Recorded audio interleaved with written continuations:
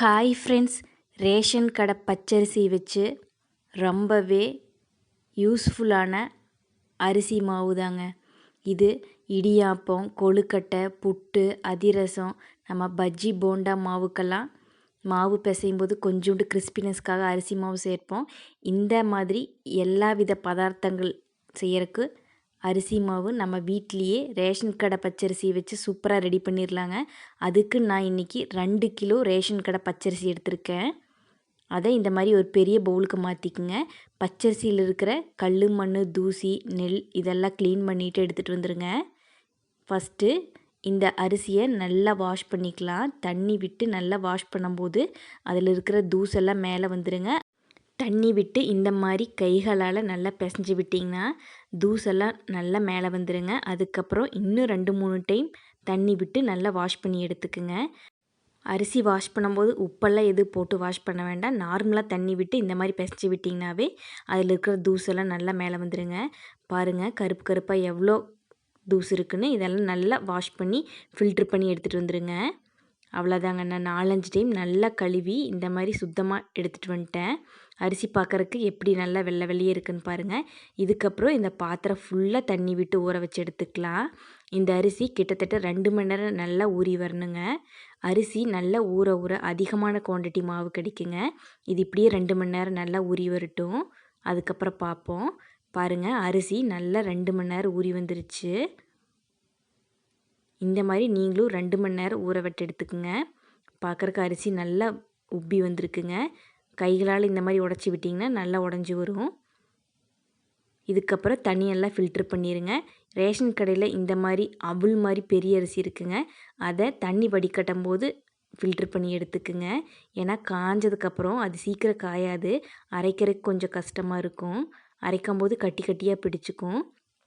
தண்ணி நல்லா ஃபில்ட்ரு பண்ணதுக்கப்புறம் இந்த மாதிரி ஒரு காட்டன் துணியில் நம்ம ஃபில்ட்ரு பண்ணி வச்சுருந்த அரிசியை நல்லா 1 மணி நேரம் ஃபேன் காற்றுலேயே காய விட்டு எடுத்திங்கன்னா ஈரப்பதம் இல்லாமல் நல்லா காஞ்சி வந்துடுங்க. பாருங்கள், ஃபஸ்ட்டு கைகளில் தண்ணி எப்படி ஒட்டுச்சுன்னு. 1 மணி நேரம் நல்லா ஃபேன் காற்றுல காஞ்சதுக்கப்புறம் கைகளால் பாருங்கள், கையில் கொஞ்சம் கூட தண்ணி ஒட்டவே இல்லை. ஃபேன் காற்றுல காய வைக்காட்டி பரவாயில்லைங்க. அப்படியே நிழல்லையே 1 மணி நேரம் விட்டிங்கன்னா அந்த தண்ணி நல்லா அந்த காட்டன் கிளாத்தில் அப்சர்வ் ஆகி வந்துடும். பாருங்கள், நல்லா அப்சர்வ் ஆகி வந்துடுச்சு. இப்போ பாத்திரத்தில் மாற்றி நம்ம மில்லில் கொடுத்து அரைச்சி எடுத்துக்கலாம். நான் 2 கிலோங்கிறதுனால மில்லில் கொடுக்குறேங்க. நீங்கள் கம்மியான குவான்டிட்டினா வீட்டில் மிக்ஸி ஜார்லேயே அரைச்சிக்கலாம். பாருங்கள், இப்போ மாவு சூப்பராக ரெடியாகி வந்துருச்சு. அரிசி மாவு பாருங்கள், ஈரப்பதம் இருக்கிறனால கைகளால் இந்த மாதிரி உருண்டை பிடிக்கிறதுக்கு வரும். உதிர்த்து விட்டால் எப்பவும் போல் மாவு மாதிரி ஆயிருங்க. பாருங்கள், மாவெல்லாம் சூப்பராக அரைச்சி கொடுத்துட்டாங்க. இதுக்கப்புறம் இந்த மாவை நாம் வறுத்து ஸ்டோர் பண்ணி வைக்க போகிறோம். இந்த மாதிரி வறுத்து ஸ்டோர் பண்ணி வைக்கிறதுனால மாவு சீக்கிரம் வண்டு பூச்சி விழாதுங்க. அதுக்கு அடுப்பில் ஒரு பேன் வச்சுட்டு நம்ம கொஞ்சம் கொஞ்சமாக மாவை சேர்த்து வறுத்து எடுத்துக்கலாம். அரிசி மாவு இந்த மாதிரி ரெடி பண்ணி வச்சிட்டிங்கன்னா நீங்கள் கொழுக்கட்டை, இடியாப்பம், புட்டு, அதிரசம், நீங்கள் போண்டாலாம் செய்யும்போது நம்ம கொஞ்சமாக அரிசி மாவு சேர்ப்போம். அதுக்கெல்லாம் இந்த அரிசி மாவு யூஸ் பண்ணிக்கலாங்க. கடையில் இதுக்குன்னு தனியாக அரிசி மாவு வாங்க வேண்டிய அவசியமே இல்லை. டக்குன்னு இந்த மாவு எடுத்து போட்டு இடியாப்பமாகட்டும், கொழுக்கட்டையாகட்டும் உங்களுக்கு வேண்டிய பதார்த்தங்கள் செஞ்சுக்கலாம். அரிசி மாவில் ரொட்டியும் கூட சுடலாங்க. அவ்வளோ டேஸ்ட்டாக இருக்கும். பாருங்கள், ஃபஸ்ட்டு நம்ம பேனில் சேர்க்கும்போது கட்டி கட்டியாக மாவு இருந்துச்சு. நல்லா வறுக்க வறுக்க இந்த மாதிரி கோலப்பொடி மாதிரி மாவு எப்படி உதிரி உதிரியாக வருதுன்னு பாருங்கள். அடுப்பை மீடியம் ஃப்ளேமில் வச்சுட்டு இந்த மாதிரி வறுத்து விட்டிங்கன்னா உங்களுக்கு ரவை இருக்கும்ல, வெள்ளை ரவை, குட்டி குட்டியான ரவை, அது மாதிரி உங்களுக்கு பக்குவத்துக்கு கரெக்டாக வறுத்து வந்துடுங்க. பாருங்கள், உங்களுக்கு எடுத்து காட்டுறேன். லைட்டாக சூடாக இருக்கும். நீங்கள் இந்த மாதிரி கைகளால் எடுக்க வேண்டாம். பார்த்திங்கன்னா தெரியுங்க, கோலப்பொடி மாதிரி நல்லா பலபலன்னு சூப்பராக ரெடியாகி வந்துடுங்க. இதே மாதிரி மீதி உள்ள மாவையும் நம்ம வறுத்து ரெடி பண்ணி எடுத்துக்கலாம். நம்ம வறுத்த மாவை நல்லா காய வச்சு எடுத்துக்கணுங்க. காய வச்சு ஸ்டோர் பண்ணிட்டிங்கன்னா 1 வருஷம் ஆனாலும் இந்த மாவு அப்படியே சூப்பராக இருக்குங்க. ஃப்ரிட்ஜில் ஸ்டோர் பண்ணிக்கலாம். வெளியில் வச்சாலும் 4-5 மாதத்துக்கு கெடாமல் சூப்பராக இருக்குங்க. இதே மாதிரி மீதி உள்ள மாவையும் சேர்த்து நல்லா வறுத்து எடுத்துக்கலாங்க. இந்த மாதிரி வறுத்து ஸ்டோர் பண்ணும்போது சீக்கிரம் வண்டு பிடிக்கவே பிடிக்காது. வறுத்ததெல்லாம் இந்த மாதிரி ஒரு காட்டன் கிளாத்தில் நல்லா ஆற விட்டு எடுத்துக்கலாங்க. பாருங்கள், மாவு சூப்பராக ரெடி ஆயிடுச்சு. அங்கங்கே கட்டி கட்டியாக இருக்குல்ல, அதை திரும்பியும் நம்ம ஜலிச்சு எடுக்கும்போது அந்த கப்பிகள் மேலே வந்துடுங்க. அதையே நம்ம மறுபடியும் மிக்ஸி ஜாரில் சேர்த்து அரைச்சி எடுத்துட்டோம்னா மாவு சூப்பராக ரெடி ஆயிரும்.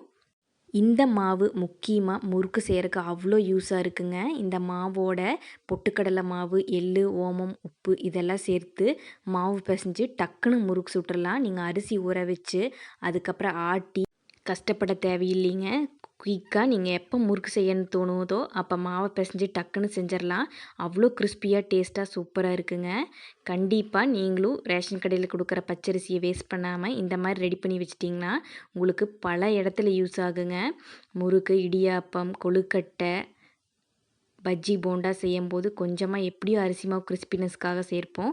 அதுக்கு யூஸ் பண்ணிக்கலாம். காலிஃப்ளவர் சில்லி பொரிக்கும் போது யூஸ் பண்ணிக்கலாம். இந்த மாதிரி பல இடத்துல இந்த அரிசி மாவு யூஸ் ஆகுங்க. கண்டிப்பாக நீங்களும் செஞ்சு வச்சுக்குங்க. பாருங்கள், கோலப்பொடி பக்குவத்துக்கு எப்படி நம்மளோட அரிசி மாவு சூப்பர் ரெடியாகி வந்துருச்சுன்னு. இந்த மாதிரி அரிசியை ஊற வச்சு நிழலையே காய வச்சு அரைச்சி வறுத்து இந்த மாதிரி வச்சிங்கன்னா தாங்க உங்களுக்கு அதிக குவான்டிட்டி கிடைக்கும். நார்மலாக பச்சரிசி அரைச்சிங்கன்னா இந்த மாதிரி பக்குவமாக வராது. அது மட்டும் இல்லாமல் நார்மலாக பச்சரிசி அரைக்கும் போது இந்த டேஸ்ட் வராதுங்க, இந்த குவான்டிட்டியும் வராது. அதனால் இந்த மாதிரி மெத்தடில் நீங்கள் ஸ்டோர் பண்ணி வச்சிட்டிங்கன்னா உங்களுக்கு கடையில் கிடைக்கிற பக்காவான அரிசி மாவு வீட்லேயே, அது ரேஷன் அரிசியில் சூப்பராக ரெடியாகி வந்துடும். இந்த பச்சரிசி யூஸ் பண்ணி முறுக்கு, இடியாப்பம், கொழுக்கட்டை இது மாதிரியான உணவுகள்லாம் நம்ம சேனலில் அடுத்தடுத்து அப்லோடு பண்ணுவோங்க. கண்டிப்பாக மிஸ் பண்ணாமல் பாருங்கள். இந்த வீடியோ பிடிச்சிருந்தா இந்த வீடியோக்கு ஒரு லைக் போட்டுக்குங்க. நம்ம சேனலுக்கு சப்ஸ்கிரைப் பண்ணிக்கோங்க. தேங்க்யூ.